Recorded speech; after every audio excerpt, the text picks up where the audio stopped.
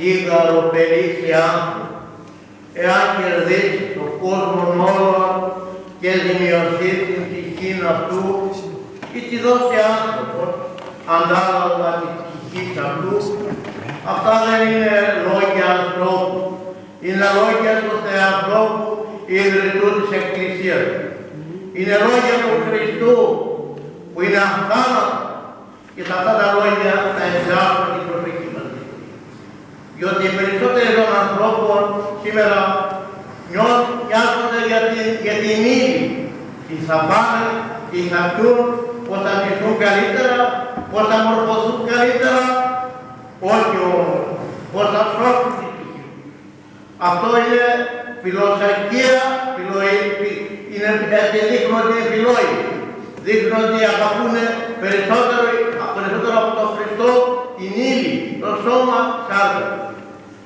Υπάρχουν πολλοί άνθρωποι, φιλάδες, είναι και έτσι και πλεονές, γιατί αυτό ότι αγαπούν τις άλλες είναι πολύ πλεονές. Όπως διαβάζουμε στις παροιμίες του Σολομώντος, άλλοι και απώλεια και επίπλατε. Ο Σάκρος και ο καλύτερος ανθρώπων άφρης. Δηλαδή, η θάλασσα δεν χορταίνει να παίρνει νερά από τις πηγές των ποταμών ή των θαλασσών και των λιμνών. Δεν χορταίνει. Έτσι δεν χορταίνουν και ο άλλος, ο θάλασσος, να παίρνει ψυχές. Δεν χορταίνουν και οι άνθρωποι. Δεν χορταίνουν και άνθρωποι. Οι άφριστοι να σε κρίμα δόξα ναι. Όλα φέρονται λίγα. Θέλουν να κερδίζουν όλο και περισσότερο. Αλλά ο Χριστός μας είπε, τι θα μας ωφελήσει αν δούμε να κερδίσουν όλο τον κόσμο. Όλα τα μύτη και πλάτη του κόσμου, τα έχουμε στην εξουσία μας. Και όμως δεν έχουμε κερδίσει την ψυχή μας, τα χάσαμε όλα. Τα χάσαμε όλα πραγματικά. Τι είναι όμως η ψυχή, αδελφοί μου, τι είναι η ψυχή? Η ψυχή, λένε οι πατέρες, είναι ο έστω άνθρωπος. Ο άνθρωπος που βρίσκεται μέσα. Είναι ο άνθρωπος που ο Χριστός της καρδίας άνθρωπο, όπως λέει ο Απόστολος Πέτρος. Όπως λέει ακόμα και ο Μέγας Βασίλειος, η ψυχή είναι ουράνια, διότι είναι επίσημα του Θεού προς το πρωτοπλάσμα, από τον επίσημα του Θεού. Άρα είναι ουράνια. Είναι και έτσι πρέπει η ψυχή έχει μεγάλη ευθύνη. Με τον Άγιο Ιωάννη θα μας κοινώ πάλι, η ψυχή είναι δημιούργημα του Θεού. Είναι αποορατή και αόρατη πίστη. Δημιουργήθηκε ο Θεός. Από γης έγινε το σώμα, ενώ η ψυχή είναι εμφύσιμα του Θεού Πατρός. Δημιουργήθηκε ο άνθρωπος, λοιπόν, κατ' εικόνα και καθ' ομοίωση του Θεού. Το κατ' εικόνα αναφέρεται στην ψυχή, σύμφωνα πάντα με τον Άγιο Γρηγόριο, με τον Άγιο Δαμασκηνό. Σκοπός όμως της ζωής, ποια είναι αλήθεια, είναι η σωτηρία της ψυχής μας. Αν και δεν το πιστεύω πολύ, νομίζουμε ότι σκοπός της ζωής μας είναι να πάμε, να πιούμε, να γλεντήσουμε, να χαρούμε, με τη χαρά που εννοούν η κοσμική τη ζωή. Σκοπός όμως είναι να εισέλθουμε με τον αγώνα της πίστης, με τον αγώνα κατά του διαβόλου, με τον αγώνα εναντίον του παθού, να εισέλθουμε τη Βασιλεία του Θεού, την οποία κατασκεύασε ο Θεός από καταβολή του κόσμου, για να πούμε εκεί που είναι ο Χριστός, που είναι οι Απόστολοι, που είναι οι Άγιοι, που είναι οι μάρτυρες, όσοι και όλοι οι πατέρες της Εκκλησίας.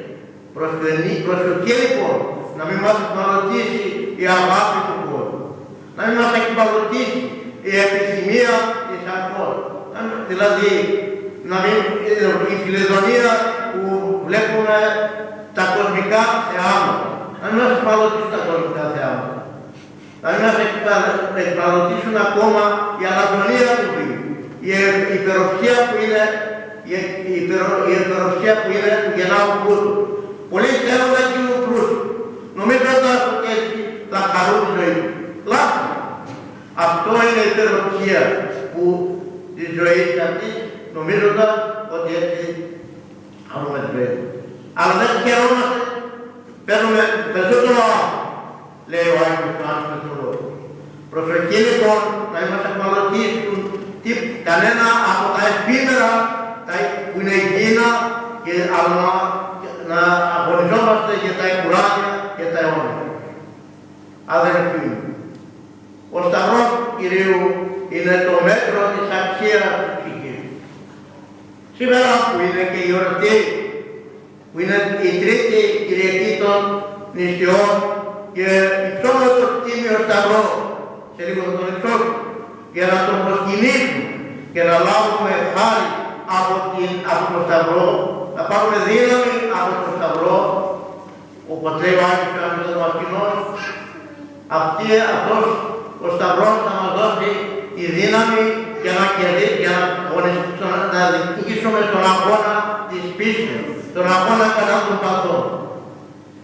Είναι αναπολόγηση λοιπόν η αξία της ψυχής, που για μια ψυχή ανέβηκε ο Χριστός πάνω στον Σταυρό και μια ψυχή μετά πάλι ο Χριστός σταυρωνόταν για να τη σώσει.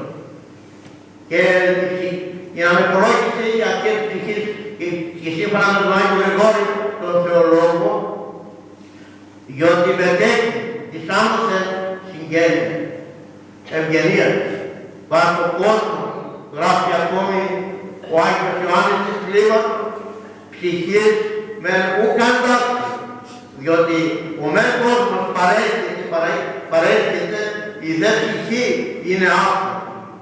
Την αξία της ψυχής υπογραμμίζεται ακόμα και σήμερα και ο Κύριος όταν λέει ότι δεν υπάρχει αντάλλαγμα ανάλογα μια σιγαριά, τη μια πλευρά, όλο τον κόσμο, τα μαθά του κόσμου και στην άλλη πλευρά τη σιγαριά βάλουμε τη ψυχή, η ψυχή θα βαραίνει περισσότερο. Ο κόσμος δεν θα βαραίνει. Η ψυχή θα έχει μεγαλύτερη αξία. Ποιος μπορεί να αμφισβητήσει αυτή τη ρίση του Χριστού. Τη στιγμή που ο ίδιος ανέβηκε πάνω στο Σταυρό για τη σωτηρία της ψυχής, κανείς δεν μπορεί. Διότι η ψυχή είναι αυτό, η ψυχή είναι η ζωή μας. Η ζωή μας πραγματικά είναι η ψυχή. Αν κερδίσουμε την ψυχή μας, πάμε στο παράδεισο στη Βασιλεία του Θεού. Ο Σταυρός του Χριστού σήμερα που ψώνουμε και προσκυνούμε μας δίνει το δώρο της σωτηρίας, τη δύναμη στη ψυχή να νικούμε τον διάβολο. Διότι ο τρέμει γάρος διάβολος μόνο στη θέα του Σταυρού. Φρίκει γάρος και τρέμει, μη θέλω, θεωρώ τη δύναμη του Σταυρού. Ο διάβολος φοβάται τον Σταυρό, τον τρέμει. Γι' αυτό το Σταυρό να έχουμε ως δίδασμα του Κυρίου. Να έχουμε, θα παίρνουμε σηκώνουμε το δικό μας Σταυρό, αγώγη. Αυτό μας λέει. Να σηκώνουμε το δικό μας Σταυρό, της πίστης, της μετανοίας, της αγάπης προς όλους του κόσμου. Γιατί έτσι θα κερδίσουμε την Ανάστασή μας, όπως αναστήσουμε. Έτσι θα αναπτυχθούμε κι εμείς. Αυτός ο Σταυρός μας δείχνει τόσο το μέτρο της αγάπης του Θεού, όσο και της αξίας του. Ο Χριστός είναι αγάπης και σταυρός. Και εμείς πρέπει να αγαπάμε όλο τον κόσμο. Στην απολόγηση αυτή της ψυχής καλούμαστε να συνειδητοποιήσουμε και εμείς τηρώντας το θέλημα του Θεού πρώτα και έπειτα σηκώνοντας όπως είπα αγώγιστα και το δικό μας Σταυρό με επιμονή και ελπίδα στην Ανάστασή μας.